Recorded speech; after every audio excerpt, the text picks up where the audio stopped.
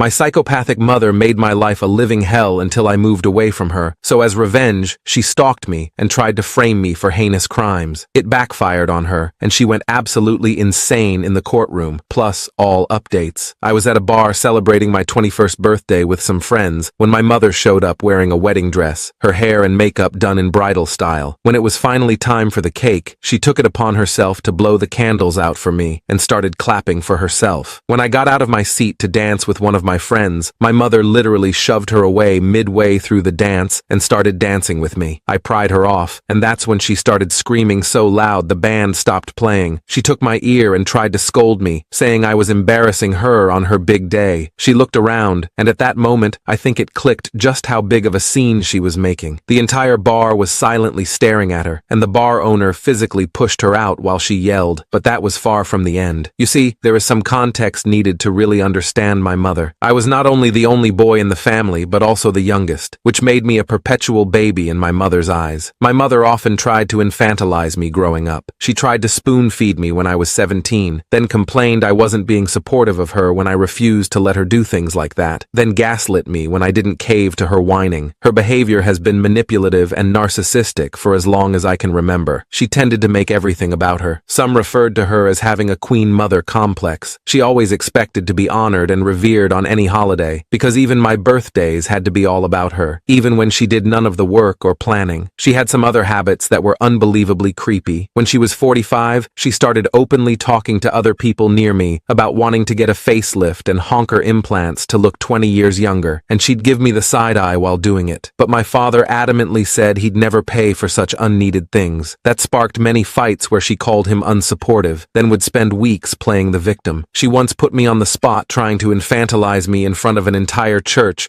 my going up with me for the holy bread and trying to feed it to me. Then when I let her telling me to chew slowly, I was 22 and I just walked out. That was the last straw, and I moved out to rent a small room at a friend's parents' house for $200 a month. When I was packing to leave, she was begging me to stay almost the entire time. I told her I was her son, not her husband, and I was sick of the way she was acting around me. I had my own life to live after all. She just ran away sobbing and we didn't talk for months. I learned from my cousin that she was going around saying I'd come running back to her any day, but when I didn't, she lost it. My mother, even years after I became an adult, openly talked to me like a small child in front of other people and expected me to play along with it. And when I didn't, she'd first give me an expression like she was pleading with me, but I just stayed stone-faced. That made her grab me by the arm and try to drag me outside like a little kid to loudly whisper in my ear, but I always refused to let her and even threw her off a few times when she refused to let go. And the last time she attempted that, she dug her nails into my shoulder, so I swatted her hand away. That made her switch to mostly emotional manipulation. We both went to my uncle's birthday party, and while there, she was openly following me around and loudly talking to my aunt about the way I used to breastfeed as a child anytime she was close to me, and even said she lamented she couldn't still make me do that, then gave me that pleading look again. I wanted to throw up. My aunt was visibly disgusted as I'd told her about a lot of the previous things, but I guess she never really believed it was as bad as I said until that day. When I refused to cater to my mother at the party, she eventually broke down and loudly stated she was the matriarch and that what she says goes, then tried to order me to come to her, to which I reminded her that I didn't live with her anymore, nor did I have to do as she said because I wasn't a child. And then several other family members backed me up for the first time ever, which actually shocked me. That made my mother screech at us all and then leave, only to call me multiple times later to try and gaslight me over the phone. I let it all go to voicemail. Before making the choice to leave my home city, I had a girlfriend there I really liked. We'd been dating a few months and she wanted to meet my family. I was skeptical and warned her about my mother, but she must have thought I was joking. Boy, was she surprised. My mother was especially passive-aggressive towards her when they met, because she was taking her baby away, as we both heard her say to a relative over the phone in the kitchen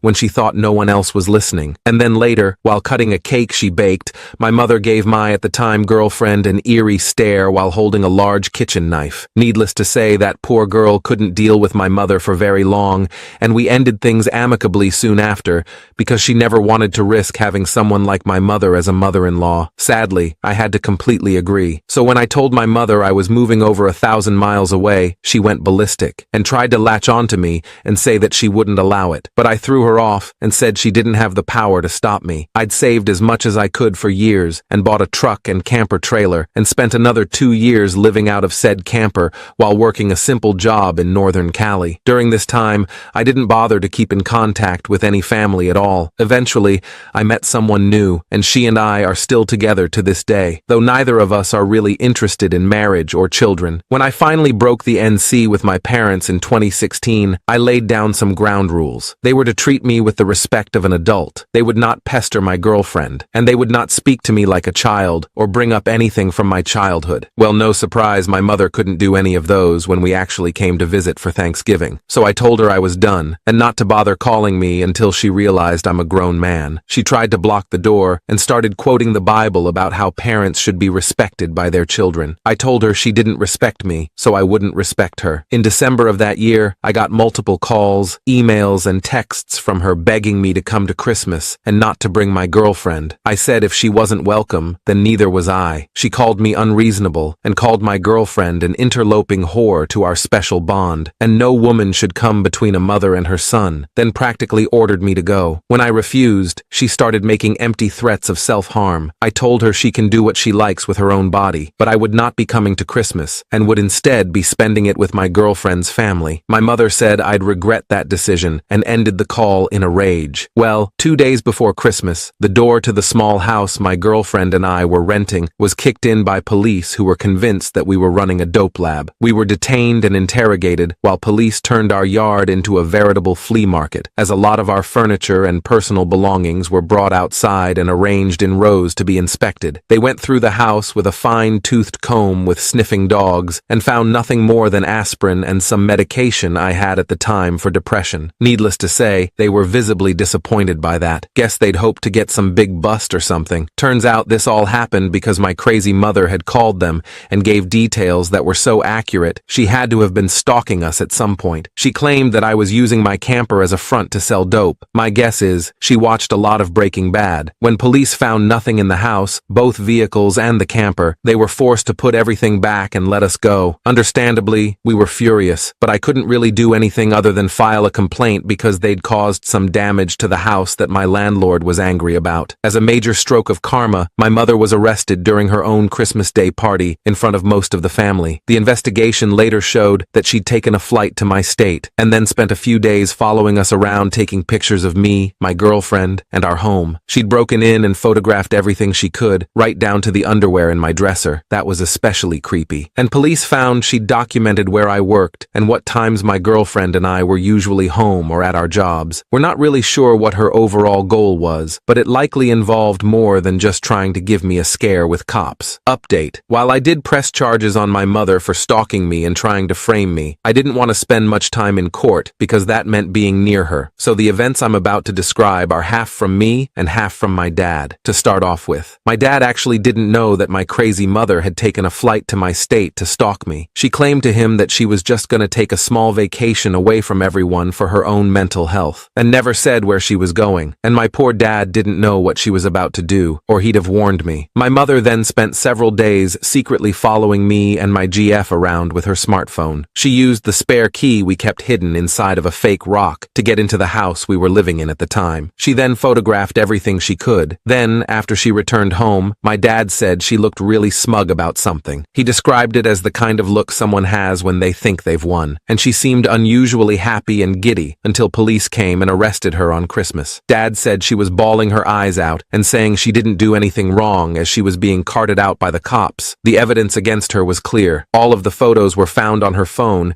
and my dad quickly realized what she'd done. The call my mother made to claim I was selling, she even made from her own smartphone. The call was recorded and was very much traced back to her phone quite easily. When my mother was confronted with the evidence, my dad said she just started crying and begging, and when she refused to get up from the table, the police had to move her. Dad said she just totally went limp and refused to cooperate. No one bailed her out of jail either. She had to use her own money to get herself out. Dad said she wanted to call me to beg, but I guess in a rare moment of clarity, she figured out there was no way in hell I'd bail her out after what she did. So she spent a while locked up before finally using her own money to get out. She didn't try to run. In fact, she firmly believed herself to be justified in what she'd done and felt like she could sway a judge to her point of view. Her lawyer advised she just plead guilty, so she fired him and said she'd represent herself. Well, that went about as well as you can imagine. She was was in court faster than I thought, and my GF and I had to fly over to testify against my mother, but I only stayed as long as they needed me, and I was on the first flight I could get back. But while I was there, my mother seemed to stare at me almost constantly. The stares ranged from her creepy, pleading look to absolute rage. When my mother took the stand, she gave a speech about why she believed she was right. I needed to be taught a lesson for refusing to come home